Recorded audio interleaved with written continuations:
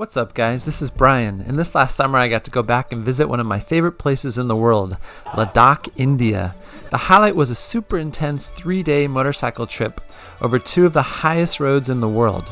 On a classic Royal Enfield British motorcycle, I drove through glacial rivers, joined a local Bollywood dance party in the middle of the highway, swerved around cows and got passed by massive military trucks, and had to ask other bikers to take my bike through rugged off-road sections to help me continue on. It was definitely one of the most memorable adventures I have had traveling yet. Ladakh is a beautiful region in northern India which runs up to the border of Tibetan China and Pakistan. The area is full of monasteries, remote villages, incredible views, and the highest motorable roads in the world. My name is Jigmesh Chaspal and I am from Ladakh. Now I live in Shea Palace, and thank you all and have a nice day. Hello, my name is Tsal. I live in Ladakh. My year is 14. See you next. The route from Leh to Nubra Valley to Pangong Lake would take me up to 17,500 feet or 5,300 meters, not once but twice, passing over Khardung La and Chang La passes, which are two of the highest passes on planet Earth. I'm not stupid, and having only ridden a motorcycle a couple of times in my life, I felt like I had to rent one for a couple of days to remind myself how to ride one of these things, along with checking out some of the amazing monasteries in the region. After 2 days of cruising on relatively moderate roads and checking out the monasteries, it was time to take on the big challenge of the 3-day trip from Leh to Nubra Valley to Pangong Lake and back to Leh. Oh, this is going to be fun today. I'm going up the highest motorable road in the world here to Khardung La. Rented a motorbike for a couple of days. Should be an adventure. I'm heading out of Leh. Should be absolutely beautiful. I left early in the morning and headed up the road, which climbs thousands of feet on switchback after switchback until you finally arrive at the popular destination of Khardung La Pass. India has over 1 billion people, and Khardung La is definitely a bucket list destination for Indians from other parts of the country.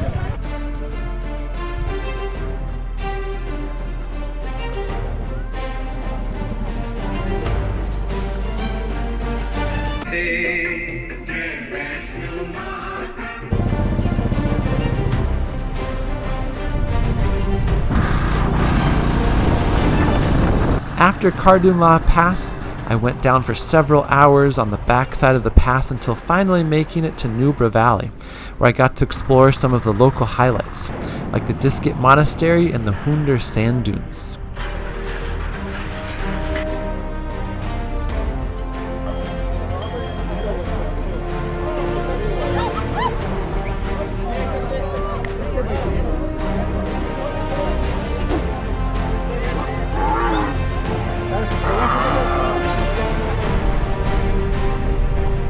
Always fun seeing where you can stay here when you're traveling on the road. This place is about $25 a night with dinner and breakfast included here in Hunder, close to the sand dunes where you can do some camel riding.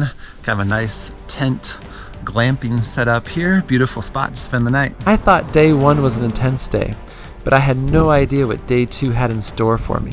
I left early in the morning to hopefully avoid the crossing the bigger streams in the afternoon as the glaciers melt, causing the stream crossings to become super tough in a vehicle, let alone in a 350cc motorcycle I barely knew how to ride. In the early afternoon, after riding all morning, I got to a lineup of cars and motorcycles all waiting to cross a rocky stream that I was really not wanting to ride through. But I knew to get to Pangong Lake on the border of Tibetan China, I had to get through it. So I hunted around for a local onlooker who owned a motorcycle and asked him to take it through the water crossing for me.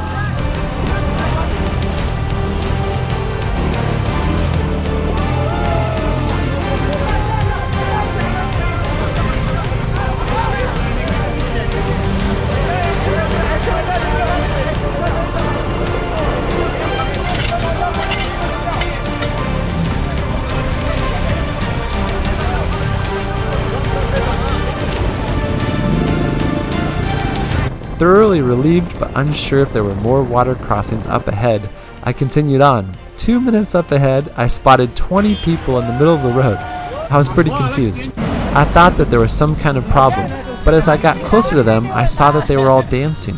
So I've been riding for the last bunch of hours here. It's really hard riding for me. I have not ridden a motorcycle very much before. I was getting gassed. I was getting really frustrated.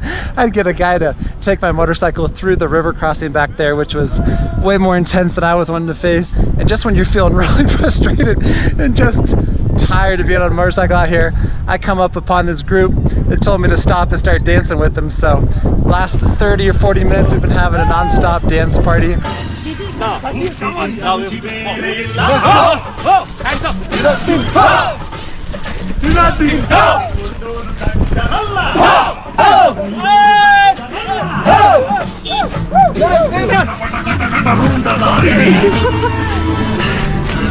Everybody down on your knees!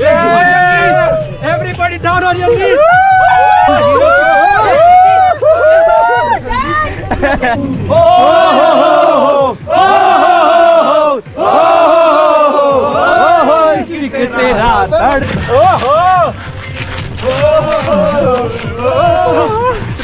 You go from those really low lows to these highs of just the joy and the friendship and the companionship that comes when you travel. You never know what to expect. They wouldn't let me go by. I had to join them. There was no option. They weren't going to let me go by. So there I was for the better part of the last hour and learning some new Bollywood moves, I guess. But that was fun.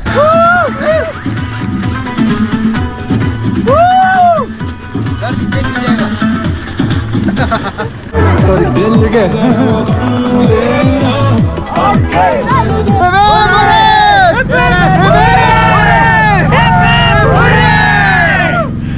Thank you guys. Yeah, thank you. Thank you guys are awesome. Thank you. You are also awesome. Ran is awesome. Ran is awesome. And Rihanna's also awesome. I said, man. Thank you. After the much needed de-stressing dance party, I continued on for several hours more with at least 10 minor stream crossings, but thankfully none of them as big as the one earlier in the day. Finally, I got to beautiful Pangong Lake, one of the most amazing lakes in all of India, at 14,000 feet at elevation on the border of Tibet and China.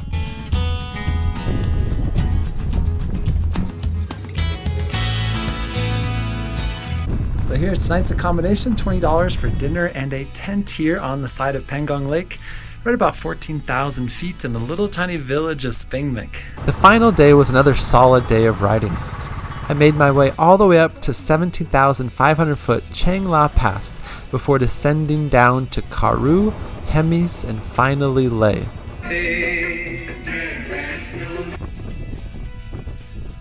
It was one of the wildest and most challenging 3 days of my travel life. Do I recommend this motorcycle trip over two of the highest roads in the world?